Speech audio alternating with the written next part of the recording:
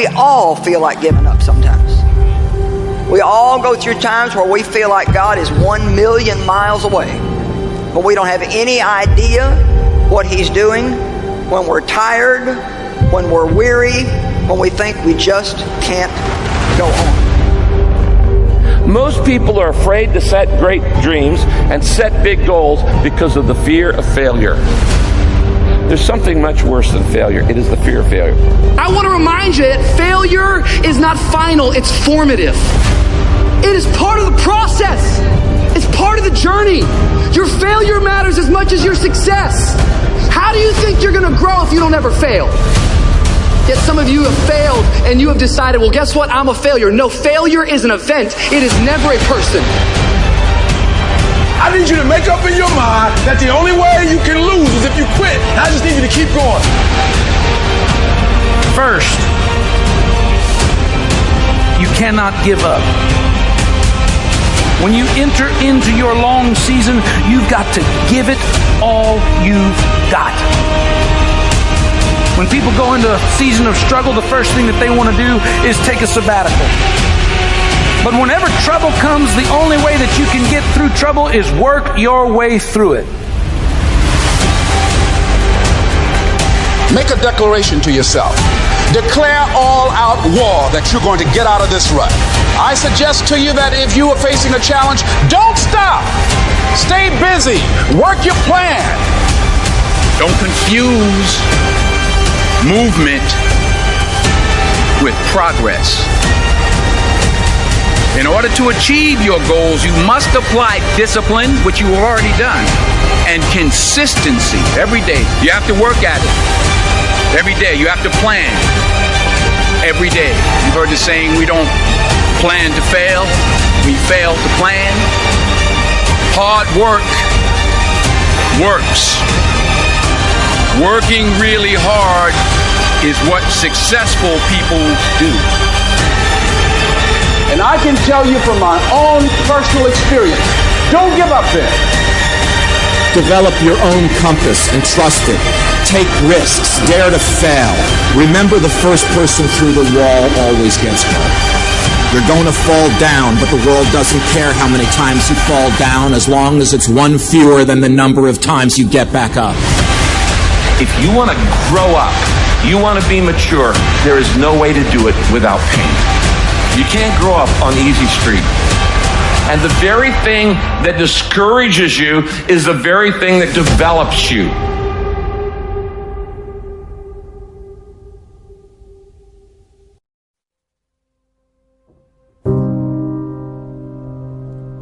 Make one room in your house as beautiful as possible. That's what I'm writing about now. I talked a lot already about the necessity of cleaning your room, which is, in some sense a foolish piece of advice because it seems so obvious, but it's not obvious at all. And you'll find if you try it, especially if you're in a household that's not very functional, that you'll encounter obstacles that you couldn't imagine existed while you're trying to put your life in order. And you can take your surroundings beyond order and move towards beauty, and that's unbelievably useful because, well, beauty calls people to their higher being, I would say, and to make friends with beauty is to introduce yourself very carefully to one of the mysteries of life that make it worth living.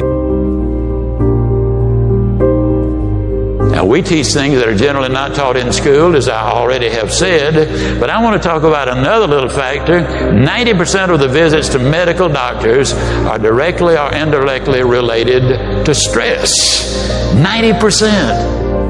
My stress level, and I face as many deadlines as anybody you know. It's always a book production, a class I'm teaching, a seminar I'm presenting, and each one of them requires time and concentration.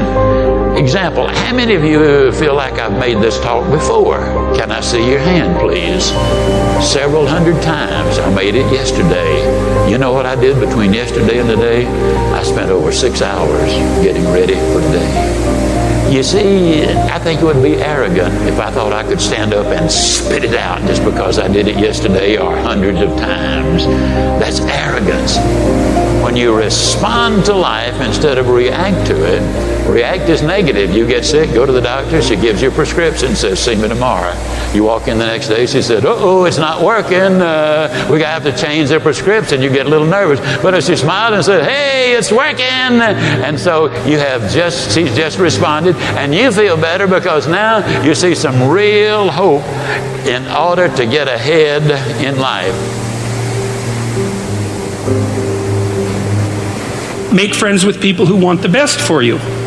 And that's a meditation on my own childhood and adolescence to some degree. I had friends who wanted the best for me and friends who didn't. And, they were friends who,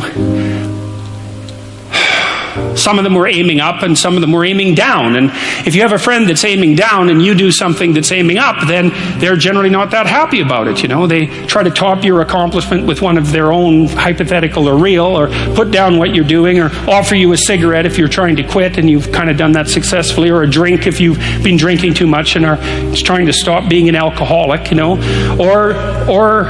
yeah, they're cynical and bitter and devoted towards no good. And sometimes that's family members too, and sometimes it's even part of you, But this chapter is an injunction to people, is like you have an ethical responsibility to take care of yourself, you have an ethical responsibility to surround yourself with people who have the courage and faith and wisdom to wish you well when you've done something good, and to stop you when you're doing something destructive. And if your friends aren't like that, then they're not your friends. And maintaining your friendships with them might not even be in their interest. And so it's a tricky argument to make, because I'm not saying, whenever anyone's in trouble, you should, push them into a ditch and then give them a couple of kicks. That's not the idea. The idea is that, but I had a couple of rules I didn't write about. One was be careful about whom you share good news with, and another was be careful about whom you share bad news with. And those rules ring in people's minds quite quickly. A friend is someone you can share good news with. You go to them and you say, hey, look, this good thing happened to me, and they say, look, I'm so happy that happened to you, like, way to be. And they don't think, God damn it, why didn't that happen to me? And you didn't deserve it, here's a bunch of reasons you're stupid and why it won't work. It's like, that's not helpful. And so I would say, if people are, what the other thing people are doing, if they're trying to drag you down, let's say, is they're trying to see if you'll put up with it.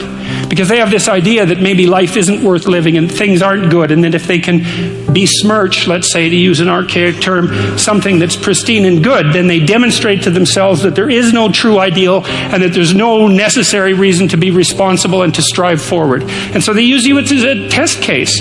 I'll just push you down into the low lobster bin and see how you respond. And if you put up with it, then yeah, my cynicism is fully justified. If you take people and you expose them voluntarily to things that they are avoiding and are afraid of, that they know they need to overcome in order to meet their goals, their self-defined goals. If you can teach people to stand up in the face of the things they're afraid of, they get stronger.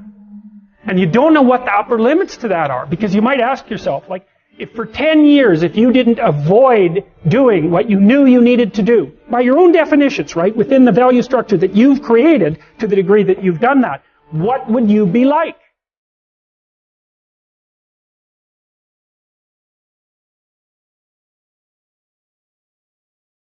Greatness is not this wonderful, esoteric, elusive, God-like feature that only the special among us will ever taste. It's something that truly exists in all of us. It's very simple.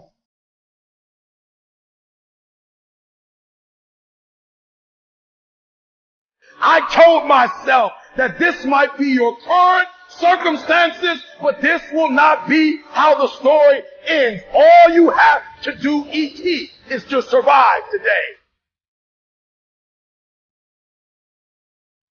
My glory? It doesn't happen in front of a crowd. It doesn't happen in a stadium. It doesn't happen on a stage. There's no medals handed out. My glory happens in the darkness of the early morning, in solitude, alone, where I try. And I try, and I try again to be everything that I possibly can be. The best that I possibly can be.